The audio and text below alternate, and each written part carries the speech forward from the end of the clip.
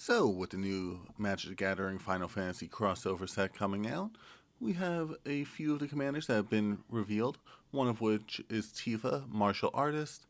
She's one, a green, a red, and a white, who wants to focus mostly on strong creatures and extra combats. We decided to put a little bit something together in terms of how ideally we could run this deck. A little bit expensive in terms of how I normally like to run decks, but yeah, if you want like a starting ground of where you run this deck, make sure you check it out, share it with your friends, and leave your own comments of how you'd run it. Um, but yeah, let's get into it. Her main ability is whenever one or more creatures you control with power 7 or greater deal combat damage to a player, untap all creatures you control. If it's the first combat phase of your turn, there's an additional combat phase. So she gives, like I said, additional combat phases and those strong creatures. So we want some strong creatures in here, some strong creature benefits, and trample in order to make sure we deal those damages, along with having melee, which helps her power up for all those extra combats as well. So, to make sure she could swing right away, we have Swiftfoot Boots and Lightning Grease. Infantry Shield for that mobilized ability when we have those super powerful creatures on the board. Ancient Imperiosaur as a trample creature, which could easily get up to 7 power in order to get her ability to go off. Beast Whisperer for some draw power, since we'll be casting plenty of creature spells, 24 in total in this deck. Birds of Paradise, in order to get that mana. We do have 3 colors in this deck, so it does help out there a bunch.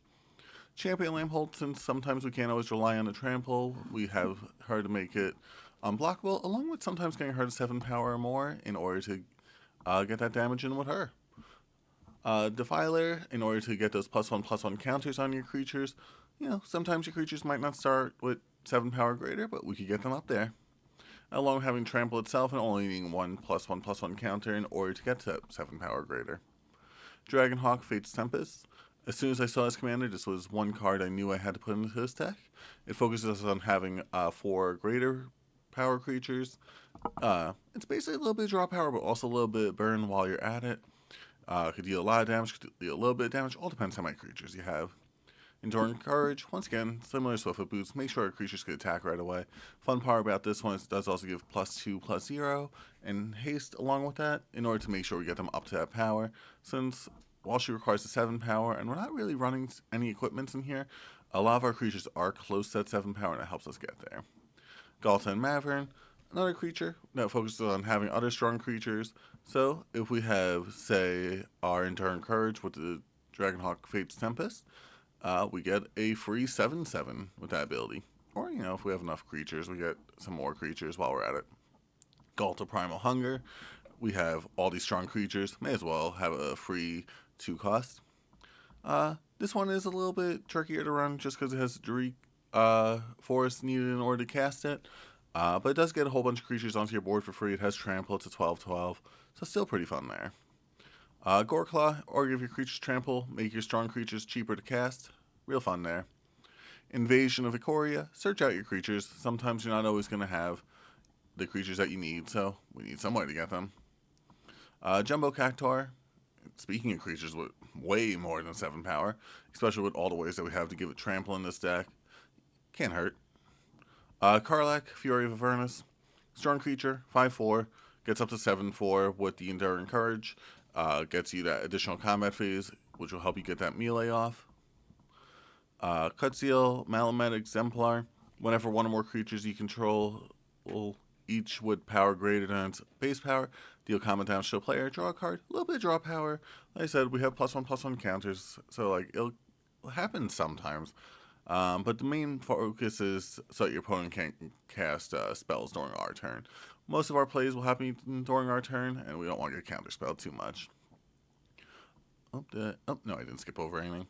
Or on Frostfang, another draw power spell, attacking creatures you control have Death Touch.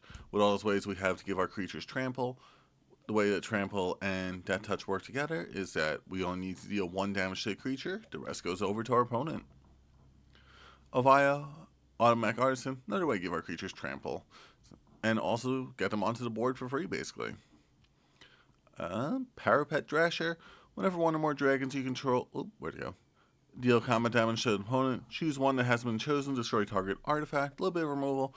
This creature deals 4 damage to each opponent. A little bit of burn damage. And exile the top card of your library. May play that card this turn. A little bit of draw power.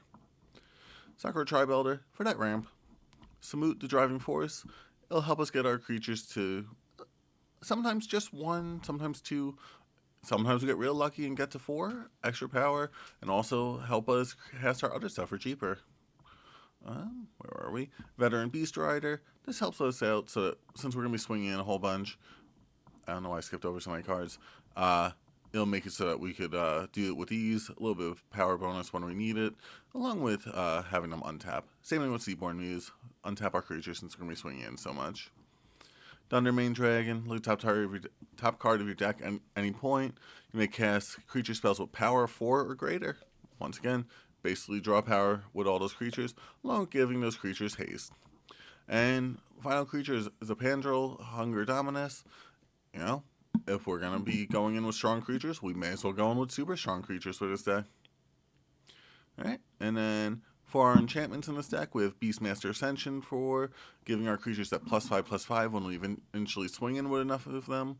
It does take a little bit to get up there since we don't exactly have too many tokens. We do have tokens with, where to go, Galta and Mavern, but that's really about it. Colossal Majesty for that draw power during your upkeep.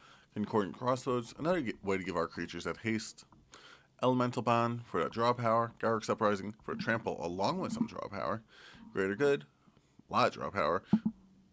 We normally don't want to sacrifice our creatures, but if they're playing a removal spell to get rid of the creature anyway, we may as well just sacrifice it in order to get the draw power off. Mirai's Wake, additional mana since a lot of your stuff is expensive to cast. Tribute to the World Tree, you're normally going to get that draw power off it, but sometimes you get those +1/+1 counters, which could help out your Sakura Tribe Elder or your Birds of Paradise when you need it. Unnatural Growth, same thing with Zapandrel, may as well deal a bunch of damage. Or Storm Surge, you know, since we have all these strong creatures, may as well do a bunch with them. And then in terms of instance, we have Akroma's Will, give them double strike, give them flying, give them vigilance. Make sure that we're not scared to swing in for this. Beast Within, a little bit of removal. Chaos Warp, a little bit of removal. Dawn's Truce, bit of protection for our stuff because we are weak to board wipes normally. Enter's Restoration, in order to get that extra land, because, like I said, expensive creatures need plenty of lands. Generous Grift, once again, removal. Great Train Heist for that extra combat spell. Heroic Intervention, same thing as Dawn's Truce. Path to Exile for that removal. Return of the Wild Speaker. Non-human creatures get +3/+3, so that could help sometimes, but it's mostly going to be the draw power. More removal, more protection, and sometimes there's a creature we really want, like Dragonhawk or Galta and Mavern, because honestly, when building this deck, that was the main place I searched, was on EDH Rec, on the Galta and Mavern and Dragonhawk pages. Then for sorcerers, with Blasphemous Act for a board wipe, Farseer for lands, Full Dryal for 2 extra combats, Green Sun Zenith, in order to get basically whatever creature we want right on the board, Kodamas Reach for that land, Nature's Lore for land, Overpowering Attack for an additional combat phase, Overwhelming Stampede. Yeah, if we have Galta and Mavern out, we may as well have +12/+12 and trample for all the creatures, Relentless Assault for extra combat, Rishkar's Expertise for draw power, and, you know, you may cast a spell with mana value 5 or less. Sometimes that comes in handy. Seize the Day, extra combat, Traverse the Outlands. Well, I mean, like I said, Galta and Mavern out. That's 12 lands there for you. Vandal Blast, a little bit of removal. And then we tend not to focus too much on the lands, especially because we just kind of clicked what was there. And this is $235 worth of lands. So I'm just going to scroll through them. Whatever you want to run in lands, it's fine. If you want to run all basics, that works. If you don't, this is like the most ideal way you can do it. But thanks so much for checking out the video. Make sure you like, comment, and subscribe, and stay tuned as we do more Commander content. We're going to be doing some more of the Commanders from the Final Fantasy set as they get announced. So make sure you stay tuned for that. And like the video so that we can make sure we can keep on doing this because it's been a whole bunch of fun. Thanks for watching.